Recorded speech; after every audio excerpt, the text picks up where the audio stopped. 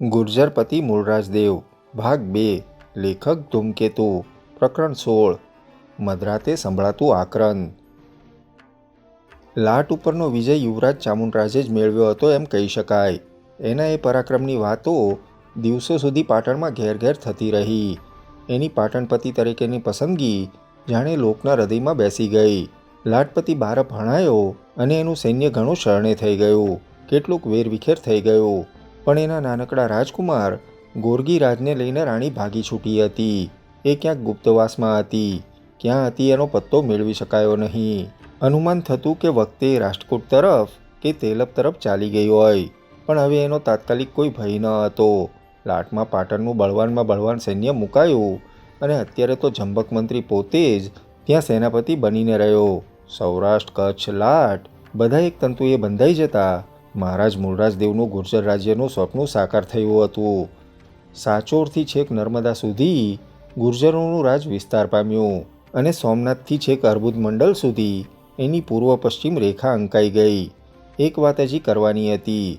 અર્બુદ મંડળનો ધરણીવાળા પરમાર એ માલવપતિ મુંજને આધીન હતો.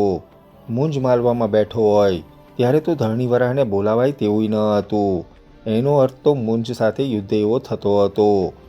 ગુર્જર રાજ્ય માંડ સ્થિર થતું હતું. એનો વિસ્તાર મહારાજના સ્વપ્ન પ્રમાણે થઈ ગયો હતો. એ બધા પ્રદેશમાં અત્યારે પાટણની સત્તા હતી. એ વખતે આ અર્બુદ મંડળ માટે યુદ્ધ થાય ને જો માલવપતિ મુંજ એની મદદે હોય તો સ્થિર થઈ જવાના બધા પ્રયત્નો ધૂળમાં મળે. મહારાજે એક વખત મુંજના ભયથી છેક રાજસ્થાનમાં રણો જોયા હતા. એ વાત જૂની થઈ ગઈ હતી.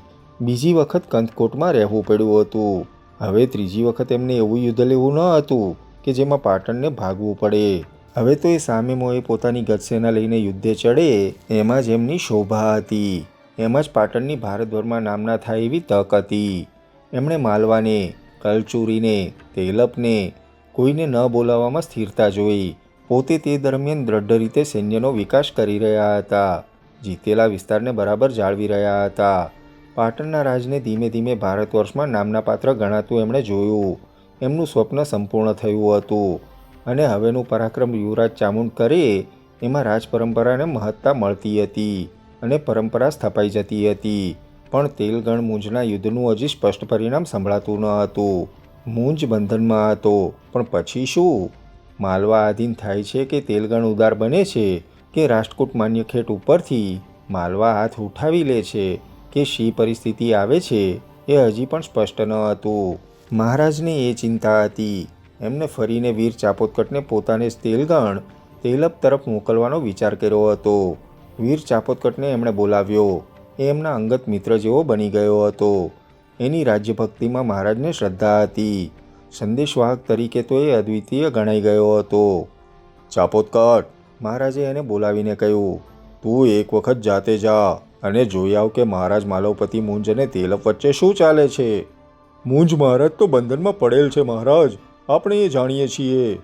પણ એમની વચ્ચે આ બંધન ક્યાં સુધી ચાલવાનું? માલવા આધીન થાય છે કે માન્યખેટનો વિજય જતો કરે છે એ પછી મુંજ હંમેશ માટે બંધનમાં રહેનાર છે કે સિંધુરાજ બીજી લડાઈ લાવે છે?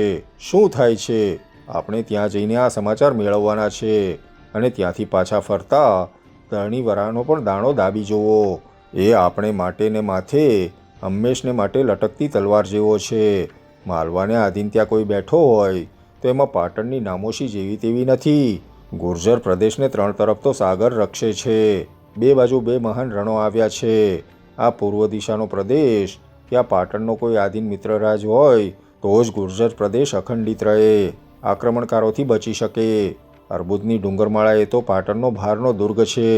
ચાપોદકટ, આપણે ધરણીવરાને મનાવીને એને પાટણનો મિત્ર ને અધીન મિત્ર બનાવવો રહ્યો. પણ એ માનશે? ન માને તો પછી જોયું જશે. મુંજનું જે ભાવિ હશે એનું ભાવિ થશે. વીર ચાપોદકટ મહારાજના કામ માટે તેલપની નગરી તરફ તેજ રાત્રે ચાલી નીકળ્યો. એ ક્યાં ગયો છે તે કોઈ જાણતું ન હતું. કેવળ મહારાજની એકને જ ખબર હતી કે તેલપના સમાચાર મેળવવા ગયો હતો. માધવ મંત્રીને પણ આની જાણ ન હતી અને એનું એક કારણ હતું. મહારાજના મનમાં હવે એક પરિવર્તન આવ્યું હતું. એમને લાગ્યું હતું કે જીવન કાર્ય પૂરું થયા પછી જીવનને વળગી રહેનારા કૃપણ હતા, ગરીબ હતા, અકિંચન હતા અનાથ હતા, અનાર્ય પણ હતા. જીવનનું કાર્ય પૂરું થયું લાગે કે માણસે પોતાનું એક સ્થળ શોધવું જોઈએ. એ સ્થળ, એની સુંદરતા, એની પવિત્રતા, જીવન સમસ્તનો પરિમલ એમાં રહે છે. એ સ્થળભૂમિ એ જ માણસની ધરિત્રી છે, માતા છે, એની પ્રેમભૂમિ છે, એના જીવનની ટોચ છે. જેઓ આ સ્થળ મેળવતા નથી તેઓ કંઈ જ મેળવતા નથી. તેઓ જીવનભર જીવ્યા નથી કે જીવતા ન હતા, તેઓ તો જીવનભર મરી રહ્યા હતા. ભારત વર્ષે આ એક મહાન જીવનસિદ્ધિ સૌને માટે આપી છે. જીવન કાર્ય પૂરું થાય એટલે બધું જ છોડી દો, એમ છોડી દેનારા મેળવે છે, વળગી રહેનારા ગુમાવે છે. મહારાજનું મન યુદ્ધરંગમાંથી નિવૃત્ત થયું હતું. એમણે ચામુંડનું પરાક્રમ જોયું હતું. એમને આનંદ થયો હતો. પ્રજા પણ એને ચાહતી થઈ ગઈ હતી. મહારાજ એનો રાજ્યાભિષેક હવે કરી લેવા માગતા હતા. પોતે હવે એક પ્રજાજન બનતા હતા. એમણે ચૌલુક્યોમાં ચાલતી રહે એવી આ પરંપરા સ્થાપવી હતી. એમણે એ માટે તૈયારીઓ કરી લીધી હતી. પણ તેલપ મુંજના યુદ્ધના સ્પષ્ટ પરિણામ પછી એ થાય તો સારું એમ તેઓ માનતા હતા. ચાપોતકટને પોતાને જ મોકલવામાં એમનો એ હેતુ હતો. વળી ધરણીવરા જેવાને જીતી લેવા માટે પણ એ યોગ્ય હતો. માધવ મંત્રી અને રાણી માધવી બંને એમના રાજત્યાગને સંમતિ નથી આપવાના. મહારાણી માધવી તો કોઈ રીતે એ વાત થવા ન દે. એને પરમ શ્રદ્ધા હતી જીવવામાં, છેલ્લી ઘડી સુધી જીવી લેવામાં. એ મહારાજની આ વાત કાને જ ધરે નહીં.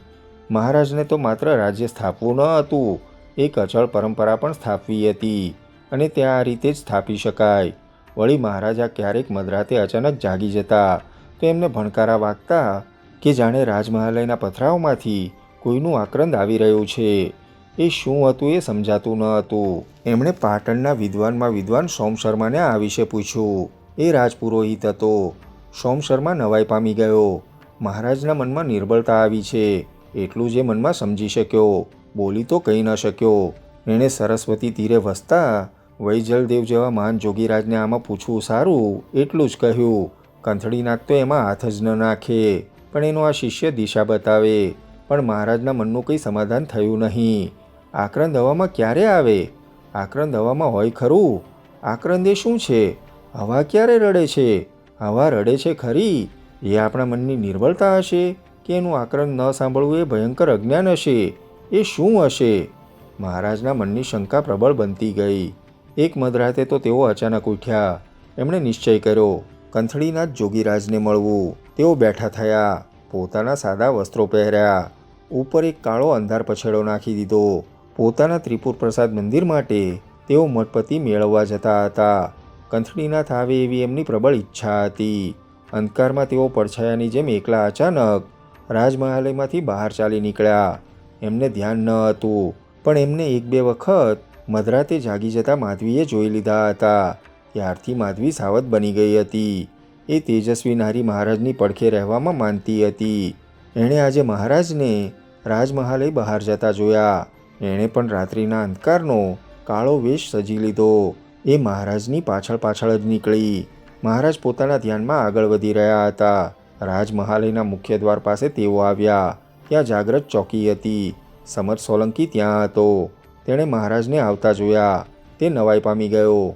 મહારાજ એકલા આવા અંધારે ક્યાં જતા હશે? એમની સાથે કોઈ રક્ષક પણ ન હતો. એણે પ્રશ્ન પૂછવાનું મન થઈ આવ્યું, પણ મહારાજનો ગંભીર શાંત ચહેરો એણે જોયો એ સવાલ પૂછી શક્યો નહીં. કેવળ આજ્ઞા પ્રમાણે એણે ડોકાબારી ઉઘાડી દીધી. મહારાજ બહાર નીકળી ગયા. એ ડોકાબારી બંધ કરવા જાય છે ત્યાં એણે કોઈનો હાથ પોતાના ખભા ઉપર પડતો અનુભવ્યો. પાછું વળીને જુએ છે તો મહારાજની માધવી. એ ચકિત થઈ ગયો. રાજા રાણી બંને ક્યાં જઈ રહ્યા હતા? શી વાત હતી? પોતે કંઈ પૃચ્છા ન કરીએ ઠીક કર્યું હતું? એણે મહારાજ્ઞીને પૂછવાનો વિચાર કર્યો, પણ મહારાજ્ઞીની તો ચૂપ રહેવાની સંજ્ઞાએ એને તદ્દન મૂંગો બનાવી દીધો. છતાં એ બોલ્યા વિના રહી શક્યો નહીં. મહારાજ્ઞી બા, બહુ ધીમેથી એ બોલ્યો. અત્યારે બીજો કોઈ દ્વારપાળ જાગ્રત ન હતો. તેણે ઘણા જ ધીમા અવાજે વાત ચલાવી. મહારાજ પણ હમણાં જ બહાર ગયા છે. હું જાણું છું, માધવીએ અત્યંત ધીમેથી કહ્યું. કોઈ રક્ષક પણ સાથે ન હતો. તમે જ હવે એમના રક્ષક. એ તો હું જીવનભરથી છું સમર્થ. મહારાજ્ઞી બોલીને બહાર નીકળી ગઈ. બહાર ગાઢ અંધકાર હતો. કંઈ સૂજે તેમ ન હતું. મહારાજ ક્યાં જતા હતા? માધવીને નવાઈ લાગી. મહારાજ શા માટે જતા હતા? એને કંઈ સમજાતું ન હતું. એ ધીમે ધીમે મહારાજને ધ્યાનમાં રાખીને તેમની પછવાડે ચાલતી રહી. થોડી વારમાં જ મહારાજની જવાની દિશા રાણીને કળવામાં આવી ગઈ. સરસ્વતી નદી તરફ મહારાજ અત્યારે જેને મળવા માટે જતા હોય તો તે કંથળીનાથ કે પેલા એમના શિષ્ય જોગી વૈજલદેવ સિવાય બીજું કોણ હોય? એણે મહારાજને એક લગ્ની લગાડી હતી. યુદ્ધ અને સંકટના સમયમાં તો મહારાજ ભાગ્યે જ એને મળવાનો વખત મેળવી શકતા, પણ હમણાં લાટના યુદ્ધ પછી ઠીક વખત મળ્યો. એ બધો વખત જે શાંતિ હતી એમાં તો તેઓ વારંવાર અહીં જ આવતા, ત્રિપુર પ્રસાદ મંદિરે જતા, પણ તે દિવસે, રાત્રે, અને તે પણ મધરાતે, અને તે પણ એકલા. એવો તો આ પહેલો જ પ્રસંગ હતો. આ વૈજલદેવ જોગંદર કંથળીનાથનો શિષ્ય હતો, પણ ગુરુ શિષ્ય વચ્ચે આકાશ પાતાળ જેટલું અંતર હતું. જોગીને કંઈ ન ખપે, એના શિષ્યને બધું ખપે. માધવી નવાઈ પામી ગઈ. એને વૈજલદેવની કેટલીક વાતોમાં કંઈ ગતાગમ જ પડતી ન હતી. એને એના પ્રત્યે મહારાજના જેટલી શ્રદ્ધા ન હતી કે ભાવ પણ ન હતો. એને તો ઘણી વખત એમ પણ ભય લાગતો હતો કે મહારાજ મૂળરાજ દેવે ગુર્જરોનું જે એક મહાન સમર્થ રાજ્ય શાસન ઊભું કરવા ધાર્યું છે, એમના એ સ્વપ્નને આ જોગીરાજની સેવાથી ઉલટાનું નુકસાન થશે. પાટણપતિની પ્રતિષ્ઠા જશે. એવો એક એવો જોગી હતો કે જે વૈભવ ભોગવે ને છતાં કહેશે કે હું તો કંઈ ભોગવતો નથી, ભોગવે છે મારી કર્મરેખા. અત્યારે મહારાજને એની પાસે જતા જોઈને એનો એ ભય સાચો પડશે કે શું, એવી એના મનમાં ભીતિ થઈ આવી. મહારાજે બારપ અને વિગ્રહરાજ બંનેને જે પરાજય આપ્યો તેના સ્મરણમાં જ ત્રિપુર પ્રસાદ મહાન મંદિર ઊભું કર્યું હતું. એ હવે પૂરું થયું હતું. એને માટે એ કંથળીનાથને વિજ્ઞપ્તિ કરી રહ્યા હતા, પણ તેઓ મંદિરના મઠપતિ થવાની કંથળીનાથની ના હતી. તેમણે વૈજલદેવનું નામ આપ્યું હતું. મહારાજ્ઞીને તેઓ ગમતું ન હતું. મહારાજને ખબર ન હતી કે પાછળ મહારાજની માધવી આવી રહી છે.